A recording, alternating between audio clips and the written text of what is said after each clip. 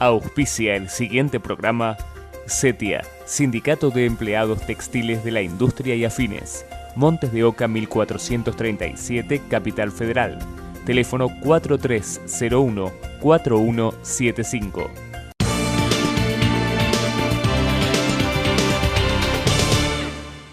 Hola, buenas noches. Bienvenidos a otra emisión del programa Talento Empresario. La Asociación Pymes de la Construcción Provincia de Buenos Aires ejerce una genuina representación del sector. Los socios participan de un modo activo y protagónico. Sus dirigentes han sabido consolidar la identidad de la institución, realizando un seguimiento de la actividad del mercado y potenciando herramientas y recursos en pos del beneficio y el desarrollo empresarial.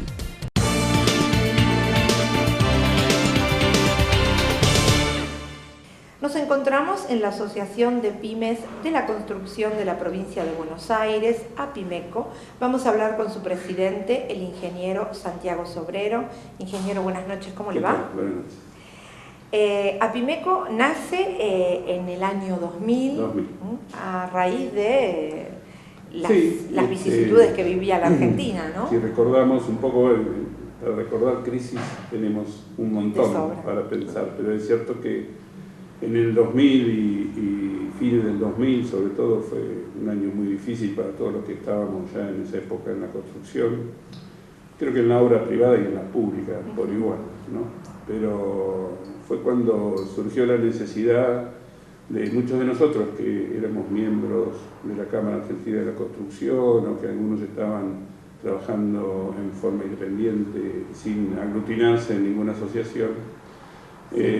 Como que empezamos a identificar que los problemas que aquejaban a las pequeñas y medianas empresas eran de otra característica, que era muy difícil compatibilizar con los intereses de las empresas más grandes, que por ahí cuando pelean otras cosas. Bueno, así que fue a partir de ahí que se vio la necesidad. Éramos en general gente amiga, en principio 10 o 12 que somos los fundadores, y bueno, después por suerte la idea se ve que fue buena porque fue creciendo, ya lleva 12 años, somos cerca de 70 empresas. La construcción fue creciendo. Y la construcción fue creciendo, sí, pasó por supuesto por el 2003, 2004, 2005, épocas que fueron muy buenas. Sí. ¿Fueron récord históricos si hablamos del 2003 al 2005 o no? ¿O hubo momentos más? Yo creo que, en lo que a mí me toca, creo que fue la mejor época que pasó la construcción. Sobre todo la construcción privada tuvo un impulso muy importante. Hubo mucha obra pública también, con diversa suerte, alguna mejor, otra peor, pasó según la provincia, según el lugar, según los municipios, ahí hay algo de política mezclada también, pero en la obra privada, que es en lo que tiene que ver con el impulso de la inversión privada, que yo recuerdo de los mejores años, hasta el 2007 también. Ingeniero, la construcción cae sobre todo en la mitad de la década del 90. Ahí paulatinamente es como que lamentablemente fue a pique. ¿Cuáles eran las necesidades de ese momento cuando en la Argentina no había inversión? Bueno, sobre todo representatividad para las pequeñas y medianas empresas. Había muchos contratos de obra pública que se fueron paralizando. En la provincia de Buenos Aires entró en una sensación de pago de la obra pública absoluta. Y no digo que inesperada, pero fue repentina absolutamente, o sea que tampoco dio mucho tiempo a prepararse. Uno cuando ve que las cosas vienen mal empieza a bajar las inversiones, si hay alguna cuestión importante que comprar para las obras, consulta con el comitente a ver si es el momento o no es el momento. Yo creo que lo que pasó en esa crisis es que casi sin mucha advertencia, a mediados, fines del 2000, la obra pública en la provincia se paralizó. Hasta que salieron los patacones y eso dio un poquito más de aire. Muchos que estábamos trabajando y con obras, en mi caso estábamos en una obra muy importante, yo trabajaba para una empresa que estaba haciendo el hospital más grande de aquí, de la zona. En el término de 30 días nos pidieron que dejemos de certificar, fue una cosa muy crítica. Y claro, después había que todo eso gestionar ante los comitentes, cómo se seguía, porque alguien tenía que reconocer la deuda, alguien tenía que decir quién iba a empezar a recibir los bonos, cuándo aparecieron los patacones, con qué interés, con qué plazo, todas esas cosas eran muy difíciles para ir a negociar o para ir a discutir solos.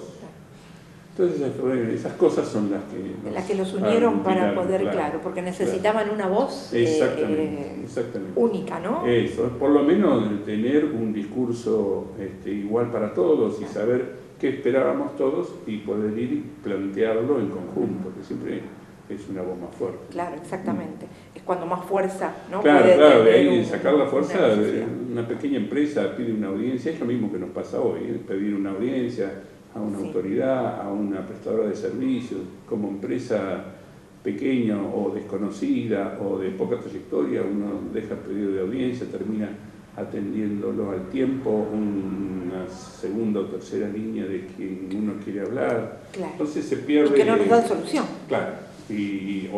Bueno, voy a averiguar, vamos a contestar, lo vamos a volver a llamar. Bueno, esas son las fortalezas que nos da estar juntos, porque seguramente muchos de nosotros caeríamos igual en el mismo problema si fuéramos solos, pero tenemos 12 años, somos 70 empresas, tenemos que un discurso, ¿no? que es creíble o que nos hemos hecho creíbles, entonces nos atienden y discutimos desde otro lugar. Este es el trabajo de Apimeco propiamente dicho, ¿no? Poder gestionar creo que sobre lo más todo importante. Ante las autoridades. Ingeniero, estas pequeñas empresas que tuvieron tal vez tanto tiempo de desinversión y después viene la vorágine de la construcción a pleno, que tienen que volver a invertir y tienen que manejar una infraestructura diferente. ¿Cómo se pudieron poner a la vanguardia para poder hacerlo? Y bueno, eso es tiempo.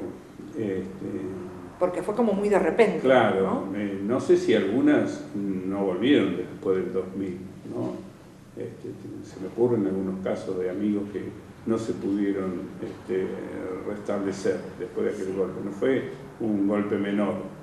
A algunos los afectó de tal forma que o decidieron dejar la actividad porque no querían más seguir batallando contra los problemas de la construcción, o aún no habiéndolo decidido, tuvieron que dejarlo porque fue más fuerte el golpe que la capacidad para volver a pararse. Claro, exacto. Bueno, la cuestión es que a partir de ahí, lo que no te mata te fortalece, ¿no? Bueno, a partir de ahí, los que salieron y pudieron mantener su presencia y pudieron capitalizarse nuevamente, después agarraron este buen momento a partir del 2003, 2004, 2005. Los que hacíamos obra pública con un auge de obra pública muy interesante también. El Estado también ayudó en su momento porque esas primeras obras después de la crisis contaban con anticipo, que es lo que las empresas necesitaban para poder moverse, porque muchas habían quedado vivas, pero descapitalizadas, ¿no? Entonces, bueno, eso hizo que la actividad se reinicie.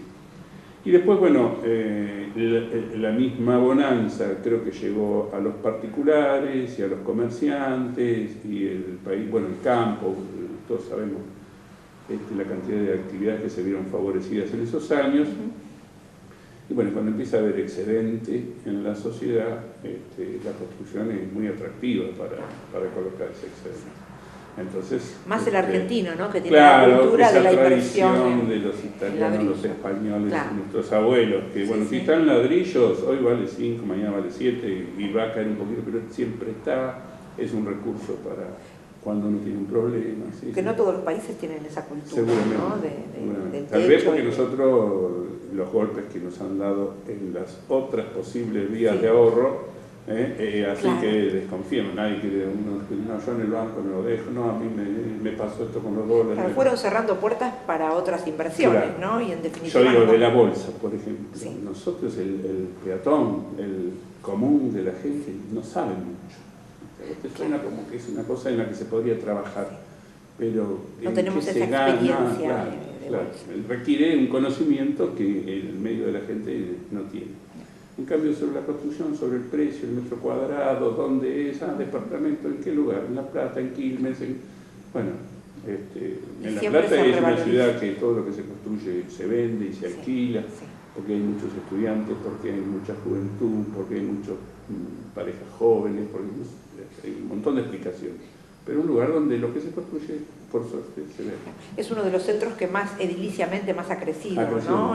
Sobre todo después del 2000. Ha crecido mucho. Quilmes también, hay otras ciudades, Mar del Plata, que también después de su mayor auge de construcción se pegaban en los años 70. Después había también caído como una época de mucho menos inversión y hoy se ha fortalecido en los últimos 4 años. Nosotros tenemos mucho contacto con empresas de Mar del Plata o sea, en este momento puntual hay como un decaimiento general, pero pasaron en los últimos 3 o 4 años por un nuevo auge. Esto justamente le iba a preguntar, la construcción está pasando por un momento de enfriamiento, de amesetamiento. Exactamente. ¿No? ¿Eso lo sienten las empresas? Se siente. Hay como 2 cuestiones que se contraponen. Una, esto de que la gente busca un refugio para sus inversiones, que la construcción sigue teniendo esa virtud. Porque, por supuesto, salvando estos estallidos del dólar y estas cuestiones puntuales, la situación es la misma. Que tiene capacidad de ahorro sigue sintiendo que en la construcción, si el dólar sube, la construcción antes o después acompaña. Si el dólar baja, la construcción tal vez no baja tanto, porque lo que se hizo a 10 hay que cobrarlo a 11 para que tenga sentido. O sea que en ese sentido siempre tiene como un plus a favor.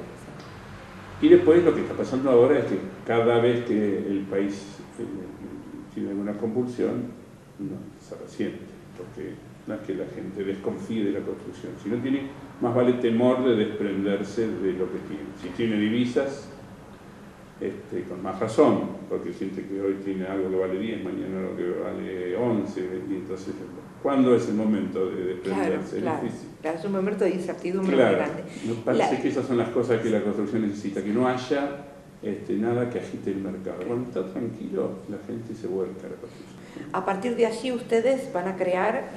Claro, en principio tratamos de hacer un índice que podamos usar nosotros, que podamos decir, usted puede elegir, yo tengo que hacer un contrato con un particular, le digo, me va a pagar una cuota que se va a incrementar de tal o cual forma. Las posibilidades son usar aquello, pero la idea es llegar a consolidar un índice tal que, más con el prestigio que le incorporaría la Facultad de Ingeniería de La Plata, que sea creíble, que la gente, que nosotros estemos tranquilos de que representa la realidad sin distorsión y que el comitente o el que está dispuesto a aceptarlo para modificar sus pagos, que también pueda estar tranquilo de que no es ni parcial, ni está que nos podamos manejar sino que sea para lo poder más trabajar. real posible. Claro, es simplemente un índice para poder trabajar. Para poder trabajar, ¿no? claro.